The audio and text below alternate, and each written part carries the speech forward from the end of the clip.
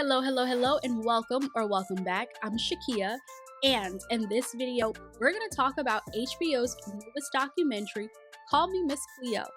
Listen, we're going to talk about Del Harris, aka Miss Cleo, aka the infamous Call Me Now lady. Now, listen, my bad in advance for this accent, and y'all probably gonna get it again. I apologize. Del Harris, but we know her as Miss Cleo, the Call Me Now lady. That's how we know her, as Miss Cleo. Listen, I was so excited when I heard that HBO was going to do a documentary on Miss Cleo because I wanted to learn more about Miss Harris. I wanted to learn more about who she was in her early life and how she came to be Miss Cleo and what she did after she wasn't working, after the infomercials were over. I'm gonna be honest, I didn't really get that from the documentary. It was okay, but they could have went deeper and we could have I wish we would have heard from people who were close to her pre Miss Cleo. But we didn't get that.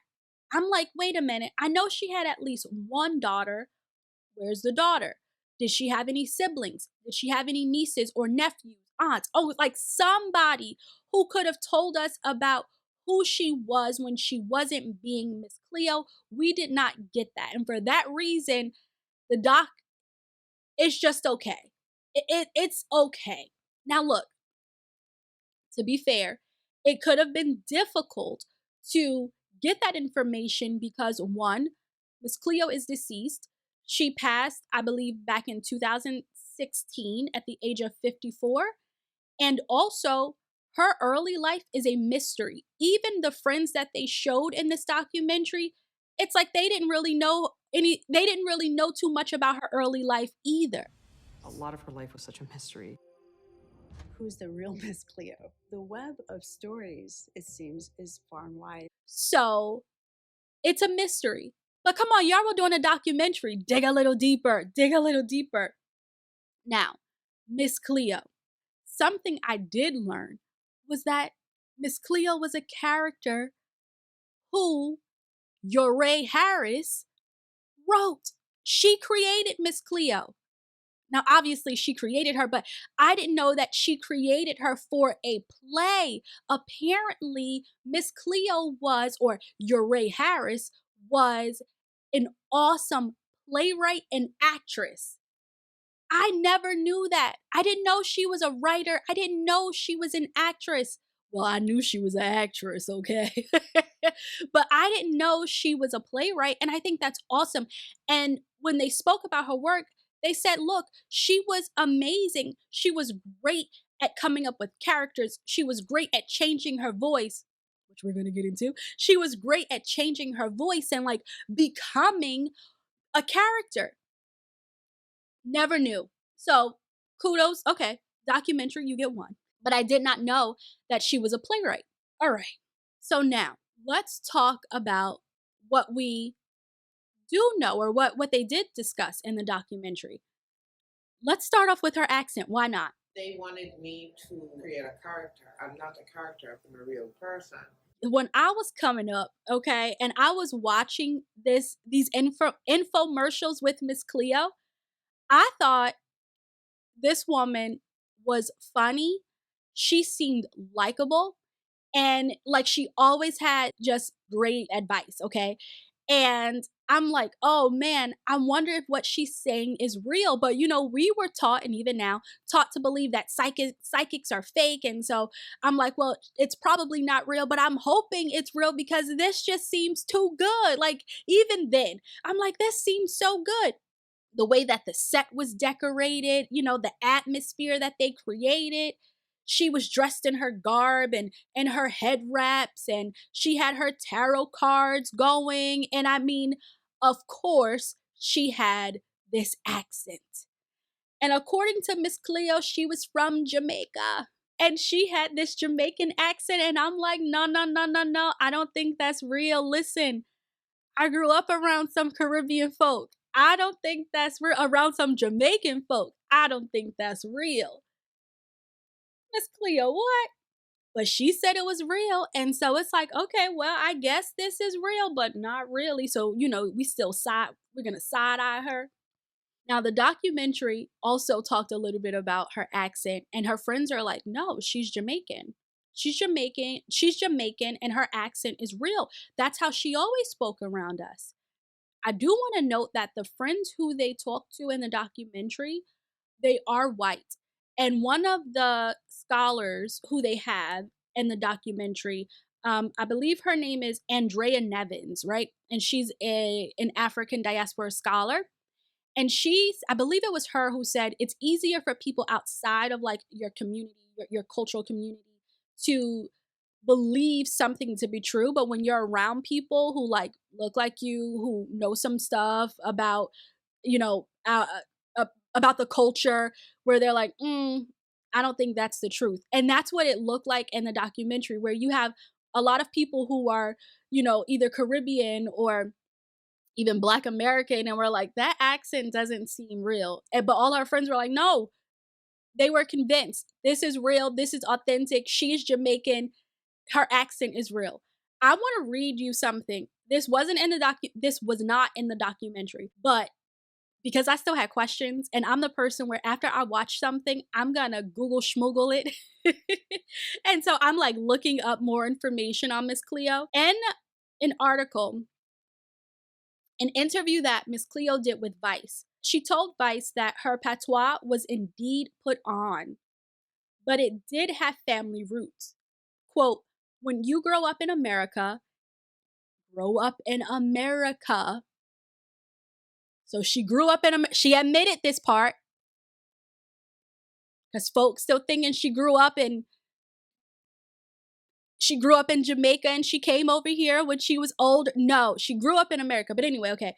Quote, when you grow up in America and you're Caribbean, your parents beat it into you that the only way to succeed is by dropping the patois.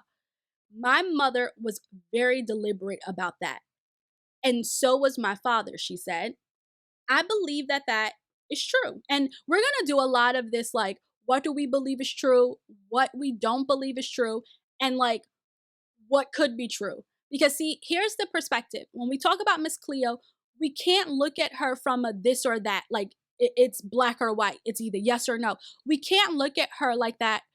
We can't look at her like that from that perspective. And we really don't want to look at a lot of situations from that perspective, because there's usually gray. It's not just black or white. There's usually some gray. And that's what happens with Miss Cleo. I truly believe that multiple things are true. I believe that there are multiple truths when it comes to Miss Cleo. I love to talk about the dialectics to clients, and even to my niece who's 11. I'll talk to them about, you can have two opposing things that can be true at the same time. And a lot of us will forget that or minimize it, but this is the case. And I think this is the case when it comes to Miss Cleo. So, okay, she admits that her accent was put on. She was born in Los Angeles. She created this Miss Cleo character, which had a Jamaican accent. Now, later on in the documentary, they talk about locating her birth certificate. There was a journalist who was doing a story on her. And, eventually, I think also, was it an attorney who came across her birth certificate? She was born in America.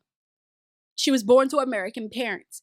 That does not mean that she doesn't have any roots connected to Jamaica, because maybe her parents, maybe her grandparents were from Jamaica. Maybe she could have some sort of family history connected to Jamaica. However, she did not speak with an accent. She did not speak with no accent until she created the character Miss Cleo. Now, she created this character back in 1997, where she was known as Rhetoric, okay? And the woman from the Langston Hughes Cultural Arts Center, I believe in Seattle, who knew her then, said the name sounded made up, but I just went with it. If this is who you say you are, then this is who you are. Like, who am I to challenge that? So, okay. She's like, but it sounded made up because it wasn't her name. But in one of the plays that Miss Cleo created, she created a character called Miss Cleo, who, guess what, had an accent. Now, this is where we start to also learn about more truths, and we start to see that multiple things can be true at the same time. Because was Miss Cleo a fraud, or did she help people? Was she a scammer, or was she a helper? I think she was a combination of both. Now, here's the thing. Back in 1997, when she was connected to the Langston Hughes Cultural Arts Center, she received money to put on one of her plays. Now, she got paid, and then she was supposed to pay the actors. Homegirl did not do that. She took that money and she skipped town. They said they never heard from her again until years later they turned on the TV. And guess what? They said they see her on TV, or until some time later, they turn on the TV and they see her on the TV with this Jamaican accent that they said she did not have back then. And they're like, oh, so she's a psychic now. Also, you know what? My apologies. I'm not sure if she was connected with the Langston Hughes Cultural Arts Center in 97. It was at some point in the 90s, though. So they don't see her until they turn on the TV. She's on the TV with a Jamaican accent, and she's a psychic. Okay. All right. So here she is. Now, they said she didn't have this accent before, but now she does. By the way, when she was connected to the Langston Hughes Cultural Arts Center, she told them one of the reasons why she couldn't pay the actors is because she had cancer and she was having relationship issues, all these things. Now, fast forward, and Miss Cleo did pass away. According to reports, it was because of cancer. I don't know the specific type she had. I don't know how long she had cancer, but she passed away due to cancer. Also, about her early life, according to Miss Cleo, she did attend an expensive boarding school at some point. There's a photo of her when she was younger, but I don't think at the boarding school, but there is a photo of her that they show in the documentary. Let's see. That's pretty much all we know about her early life. They do mention later on in the documentary that she may have experienced some traumas in her life. And I do think that there is some truth to this, and I'll tell you why in a minute. They say that she experienced some trauma. They don't specify what exactly, but they do allude to certain traumas. And I think that's important to know when we start talking about Miss Cleo as an adult. Okay, but before we get there, also on the documentary, they discuss her coming out as a lesbian, I think in 2006. But according to an article I found, she said that she was attracted to girls and she had a girlfriend and they may have mentioned this in the documentary, I can't remember, but she had a girlfriend when she was in high school. Her girlfriend was sent away to college when her parents found out that she was a lesbian, and she was heartbroken over it. And I think she had another girlfriend early on. Then she, I think at 21, married a man and she had a daughter. They don't mention that part in the documentary. So I don't know what happened to the daughter, what happened between her and her husband, if she had another child, which I think she may have had, but I'm not sure. But we don't know that part. And I would have loved to learn more about her personal life and, like how those relationships may have impacted her by the time we meet her as Miss Cleo. And even after she's no longer on the infomercials, what happened to her? How did she support herself? They don't mention that. But I would be curious to know, how did she support herself? How did she make her money? I did read an article that said she tried to use her name to sell a cereal. Like she was getting working with a cereal brand, a cereal company, and she was going to do one of the advertisements. The Psychic Network shut that down. They said, no, no, no. We spent so much money creating this Miss Cleo character. We own your image and your likeness, and you cannot do this. So she was still trying to profit from this Miss Cleo fame, but that seemed to be challenging for her to do because, according to her, she signed a bad contract. with the psychic network. She signed a bad contract. They owned her name, her image, and her likeness. And she said that she was getting paid as an independent contractor.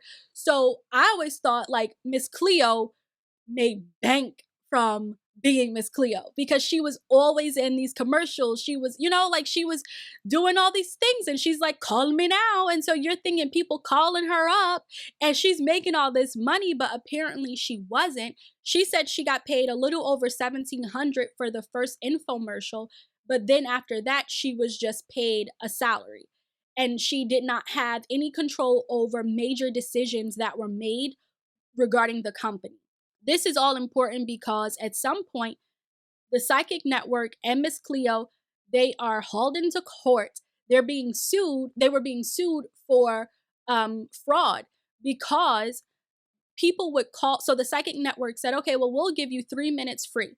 People would call up the first 3 minutes, the person on the other end, they're taking down their demographic information.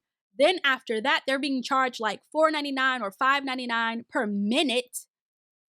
And then they were calling them the next day, harassing them, bullying them, charging them for calls that they didn't even have, sending their calls into collections. Like it was just madness. And so finally, they were reported and they were being sued. But as everything unfolded, Miss Cleo was dropped from the suit because they said, well, she wasn't being fraudulent because she doesn't own the company and she was being paid as an employee and she didn't have control over those major decisions that were happening. So they dropped her from the lawsuit. And then the two men who owned the company, Stephen Fetter and Peter Stoltz, they had to pay millions of dollars, but that was nothing compared to all the money that they made from their scam. Oh, and listen, and the doc, they have some people who worked for the psychic network around that time. And they said they weren't psychic. Some of them didn't even pretend or claim to be. They were like, I needed a job, I needed money. And they said, okay, we'll hire you. Like you apply and then you get hired. And they said that they give you a script to read and most people called about love or money. And so they kind of knew how to direct the conversation, but they weren't tapping into anything. They were giving a script, and that was that. And the psychic network preyed, and this is mentioned in the documentary, and I do agree with this, they preyed on people's vulnerabilities. And a lot of psychics do, even now, whether we believe that they are real or not, they prey on people who are vulnerable, people who are struggling, people who are desperate, people who feel hopeless, people who just want to be told something good, people who need a little insight. And so they think if I call this person, they can tell me my future. They prey on people who are in tough situations. And this is how that company made so much money. Now, people were calling thinking that they would be talking to Miss Cleo because, after all, she does say, call me now. But they weren't talking to Miss Cleo. They were talking to the people who were being hired by Stephen and Peter. That's who they were talking to. And Miss Cleo at one point, because and this documentary, they show her in an earlier documentary, and she's talking and she's saying, I didn't like saying call me now because I thought you're not calling me. You're going to call and you're going to get somebody else. But I guess because of her contract, she had to say it. And so she was like, I did. And we just went from there. But when people would call and say, oh, I want to speak to Miss Cleo, the person would have to say, oh, okay, let me put you on hold. They would put the customer on hold or the caller on hold for as long as they could, walk around their apartment, walk around their living room, pretend to be looking for her. Miss Cleo, Miss Cleo, oh, where are you? Are you here, Miss Cleo? Are you here? Has anybody seen Miss Cleo? Where's Miss Cleo? Then they would get back on the line and they would say, oh, she's out to lunch or she's on another call. She's in a meeting, but I can help you. So, I mean, yeah, fraudulent in that regard too, because they are thinking that they're going to call and speak to her, but obviously there are too many people calling. She's one person and she's just the spokesperson. She wasn't going to be doing the readings, but people didn't know that because that's not how it was advertised, which is also part of probably, how we got a fraud case because they were saying things that they were advertising things and it wasn't true. So, do we think that Miss Cleo is a fraud? Or do we think she has some sort of spiritual gift? Now, I'm going to be honest, and I said this in a different video. I am a woo woo girl. I talk a lot about manifesting. I talk about being a co creator with the universe. I do believe that people are intuitive. I believe we all are intuitive, but some people are tapped in a little bit more. I do believe that we all have spiritual gifts, but some people are tapped in a little bit more. And I do believe, hear me out here, hear me out. I do believe that Miss Cleo she may have been tapped in. I think she may have had some spiritual gifts. Now, hear me out though. I believe that because there were several people in the documentary who talked about their experience with her, who said like she could tell you things and you didn't have to give her any information, but she knew. She told this guy that or the friend of somebody who was in the documentary that he would have an issue with the left side of his body and like went into detail, and I think it was a week later he had a stroke and it impacted the left side of his body and just different things like that. So I do believe she was a little tapped in. Do I believe she was a scammer? I do. See how both these things can be true? I believe she's a scammer. We saw that with the people from Seattle, right? From Seattle, the Langston Hughes Cultural Arts Center, where she took off with the money, and with the Psychic Network. Although she wasn't in charge of making major decisions with the company because it wasn't her company, she was just the spokesperson. If she knew what was going on with the employees, if she knew how the company was operating, to me, that's messed up. You are being a willing participant and scamming people because you are the spokesperson for this fraudulent company. So I believe she had some gifts and I believe she was a scammer. And I believe, and I can't diagnose her, I didn't work with her, she was never a client of mine. I'm not diagnosing, I'm going based off of what was said and observed during the documentary. I believe there was some mental health concerns too. And some of her friends kind of bring that up. Why? Cleo may have been a character to cope with whatever was going on in her life, but it was still very real for her. Some of her friends talk about her having these different personalities. These different personalities have different voices, they have different names, and so forth. And when I hear that, I think about dissociative identity disorder. But before we get to dissociative identity disorder, we have dissociation. And it's on a spectrum. And on one end of the spectrum, we have on the other end of the spectrum, we have dissociative identity disorder. And that's where there is this host, that's the person. And then, for lack of a better word, because I think they're changing terminology, but for the sake of this video, and then we have their parts or their distinctive identities. And they may have their own name. They might need glasses and you don't. They might walk a different way, talk a different way. They have these distinctive traits that are separate from the host. So in order to be, classified or diagnosed with dissociative identity disorder, you need at least 2 or more distinctive personalities or identity states. The way her friends described her, that's what was going on. Now, see, and here's the thing about the spiritual community. Some people will see that and say, well, she's just, channeling or something like that. Like she's just tapping in. She's just tapping in. But I don't know. I don't think that's just tapping in, because if you are tapping in, it's a conscious decision. And how they describe this, it's either it would just happen or these could have been characters that she had already created. Remember, she created the character Miss Cleo. And what we do know is that most people with dissociative identity disorder experienced trauma. especially during early childhood. And again, it was alluded in the video that Miss Cleo did experience some trauma. And I believe, I want to say more than one, but we won't go into that. But she experienced some trauma throughout her life, especially during her childhood. Okay, so when she was younger, one of her friends said she had no safe space in that upbringing, talking about when Miss Cleo was growing up. So it must have been like stories that Miss Cleo told this particular friend. And she said that she had no safe space in that upbringing. And that's when the friend was retelling what Miss Cleo told her that happened, the trauma, one of the traumas that happened to her. When something happens at an early age, it can change the development, right? It can change your development.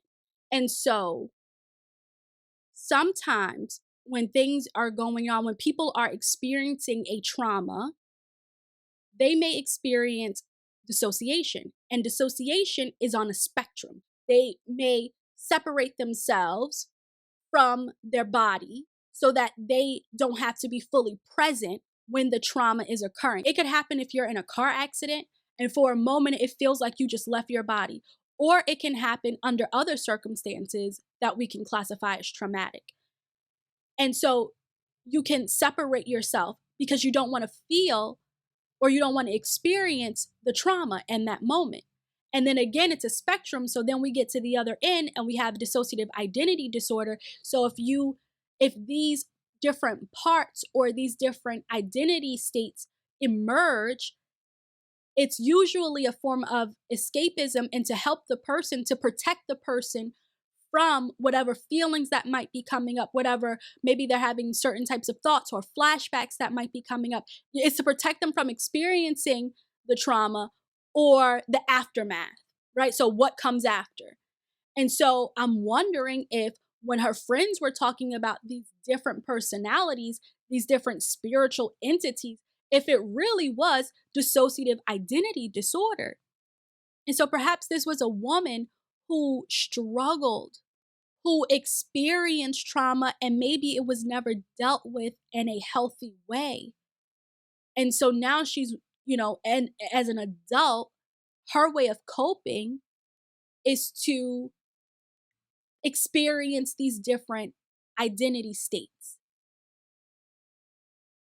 So, like most people, Miss Cleo is layered. And as I said before, it's not a clear cut, this is it, because it's layered and she's layered. And I wish we could have learned and heard more from those closest to her, especially when she was younger. Now, one of her godsons did say this regarding Miss Cleo. He said she was a character on that show, but the real Cleo was spiritual. And so her friends did believe that she was spiritual, but also I think some of them may have questioned a little bit on what else could have been going on. What else could have been going on? And again, I think she may have had some spiritual gifts. I think she may have been tapped in. And I think there were moments where she was complicit in, well, I won't say that, but I think that there were moments where she may have been, scamming folk, from what we saw in the documentary, what was said in the documentary, and there may have been some mental health concerns, real mental health concerns. And as I started to say, sometimes people within the spiritual community will just write it off as a spiritual experience when it's not. There's a difference between being spiritual and psychosis. And I think that's important to remember, especially when it comes to Miss Cleo, because perhaps she was experiencing mental health concerns, but people were taking it as, well, this is part of her gift. But really, she could have benefited from intensive therapy or treatment to help her. And, during that time, yeah, I wanted more from the documentary. I thought it was okay, but it could have went a little deeper. But again, maybe that was just more challenging to do. But it's okay. If you have some time, Check it out if you haven't. Let me know what you think of it. And then also, you know, what do you think about Miss Cleo? Was she a fraud? Did she scam people? Well, they say it in the documentary, so I won't even pose that. Was she a fraud, or did she have spiritual gifts, or did she have a mental health issue? I think it's a combination of all of those things, and they can also play off of each other. We can talk about it in a different video if you're interested, but they definitely can all play off of each other, which is why it's complex. And for me, it's very interesting. It's very interesting. And another reason why I would have loved to hear how she was early during her early childhood years, and how she was with, people who she grew up with, All right. Let me know what you thought about this documentary if you did watch it, and if there was anything that stood out to you that I didn't talk about, because I'm giving a condensed version. I'm aware of that. So let me know if there's something that stood out to you, and I would love to hear from you. Let us know in the comments. Thank you so much for watching. I really appreciate you. I appreciate you for being here. I want you to go out and have a courageous day, and come on back for the next one. But until then, bye for now.